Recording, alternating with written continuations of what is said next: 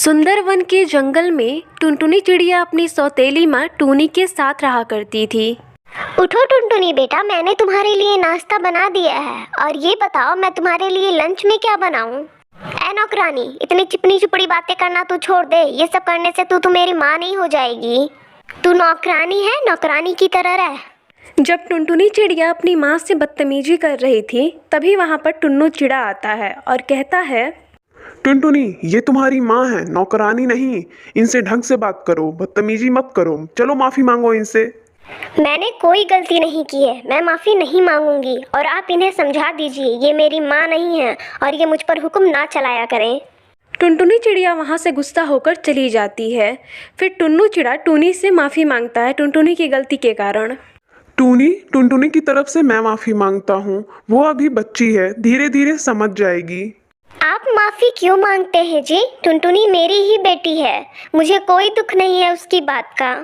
धीरे धीरे समय गुजरने लगता है। एक दिन टुनटुनी के स्कूल में फैशन प्रतियोगिता होता है। टुनटुनी अपने पिता के पास आती है और कहती है, पिताजी, मेरे स्कूल में फैशन प्रतियोगिता है, आप मेरे लिए एक जूता ला दीजिए। ठीक है बेटा। अगले दिन टुन्नू चिड़ा टुनटुनी को एक सुंदर सा जूता लाकर देता है। अरे वाह पिताजी, ये जूते तो बहुत ही ज़्यादा सुंदर हैं और इस बार ये प्रतियोगिता तो मैं ही जीतूंगी। हाँ हाँ बेटा, तुम ही जीतोगी। टुनटुनी बेटा, लाओ ये जूते मैं तुम्हारे सुरक्षित रख देती हूँ और जिस दिन कंपटीशन होगा उस दिन मैं तुम्हें खुद तैयार करूँगी। नहीं नहीं, मुझे तुम पर विश्वास नहीं। अगर मैंने तुम्हें ये जूता दे दिया तो तुम इसे खराब कर दोगी। अरे नहीं नहीं टुनटुनी बेटा, मैं तो हमेशा से ही तुम्हारा भला चाहती हूँ।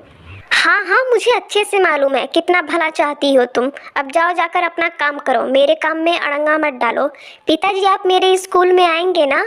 आप आएंगे तो मुझे बहुत खुशी होगी, लेकिन इस औरत को लेकर आप मत आइएगा। ये कहकर टुनटुनी चिड़िया वहाँ से चली जाती है। कंपटीशन वाले दिन जब टूनी चिड़िया तैयार होने जाती है तो देखती है उसके जूते फटे हुए हैं। मेरे जूते तो फट गए, अब मैं क्या पहन कर जाऊंगी? अब तो मैं कंपटीशन में हार जाऊंगी। टुनटुनी का रोना सुनकर टूनी वहाँ पर आती है। क्या हुआ टुनटुनी बेटा, तुम रो क्यों रही हो? मुझे बताओ, शायद मैं तुम्हारी मदद कर सकूं। तुम क्या मेरी मदद करोगी? तुम्हारी ही नजर लगी कि मेरा ये देखो जूता फट गया। अब मैं स्कूल कैसे जाऊंगी और कैसे कंपटीशन जीतूंगी?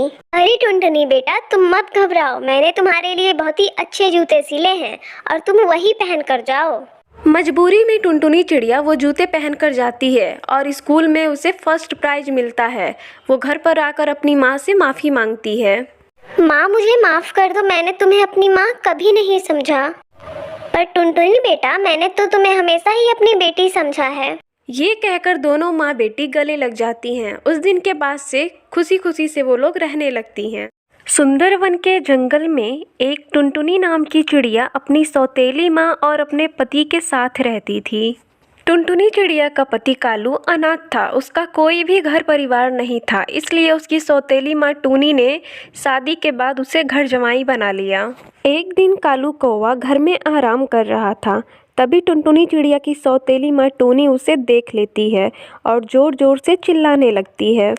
कालू, ये भी कोई सोने का समय है? जाओ, जाकर टमाटर की खेत में रखवाली करो, नहीं तो कोई जानवर आकर खा जाएगा। माँ, अभी अभी ये खेत में पौधों को पानी देकर आए हैं, बस थोड़ा इन्हें आराम कर लेने दो, अभी ये चले जाएंगे। तू चुप रह और जाकर अपना काम कर, ज़्यादा अपने पति पर प्यार मत लुटा। घर जमाई है तो काम तो करना पड़ेगा इसे। टुनटुनी, जाओ तुम अपना काम करो। मैंने सोचा था कि भोजन करके थोड़ा आराम कर लूँगा, लेकिन सासू माँ के चिक-चिक से मैं यहाँ आराम नहीं कर पाऊँगा। लेकिन भोजन करके तो जाओ, ऐसे कैसे चलेगा? नहीं टुनटुनी, मेरा पेट सासू माँ की बातों से ही भर गया। ये कहकर कालू कौवा खेत में चला जाता है। टुनटुनी चिड़िया की सौतेली माँ उन्हें बहुत सताती थी। फिर टुनटुनी चिड़िया भी कुछ समय में अपना काम ख़त्म कर लेती है और वो कालू के लिए खाना लेकर जाती है खेत में। सुनते हो जी, भोजन कर लो। तू यहाँ क्या करने आई है टुनटुनी? मैं भोजन नहीं करूँगा, मुझे भूख नहीं है, चली जा यहाँ से। तुम इतना गुस्सा मत करो जी, अगर भोजन नहीं करोगे तो बीमार पड़ जाओगे और माँ दवा के लिए पैसे भी नहीं देगी। कालू टुनटुनी की बात मानकर भोजन कर लेता है और वहीं एक पेड़ के नीचे आराम करने लगता है। तभी वहाँ पर एक परी आती है। अरे वाह, इस खेत में तो बहुत ही सुंदर टमाटर लगे हैं और स्वादिष्ट लगे हैं। मुझे भूख भी लगी है, मैं खा लेती हूँ इनको। वो परी वहाँ से टमाटर खाकर चली जाती है। शाम हो जाती है और टूनी चिड़िया अपना टमाटर का खेत देखने आती है। अरे ये क्या, टमाटर की आधी फसल बची है। हाय राम, मैं तो लुट गई, बर्बाद हो गई। मेरी टमाटर की फसल चोरी हो गई। टूनी की आवाज़ सुनकर कालू कौवे की नींद खुल जाती है। अरे क्या हुआ सासू माँ, आप क्यों रो रही हैं? नासपीटे, मैंने तुझे खेत की रखवाली करने के लिए बोला था और तू सो रहा था। जाकर देख, टमाटर की आधी फसल गायब है। आज तो मैं तुझे नहीं छोड़ूंगी, तूने मेरा बहुत नुकसान कराया है।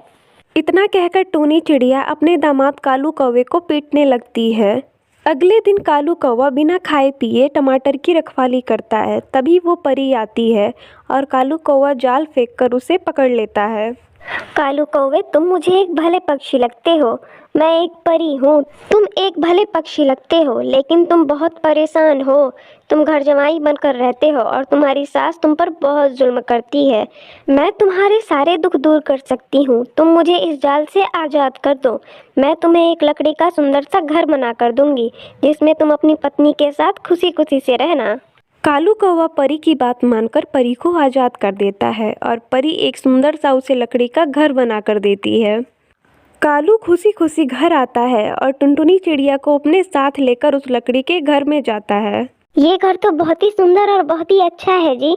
अब हमें अपने सौतेली माँ का जुल्म नहीं सहना पड़ेगा। अब बस आप एक काम करिए, अब एक अच्छी सी कोई नौकरी ढूंढ लीजिए, जिससे हम अपनी आगे की जिंदगी आराम से गुजार सकें।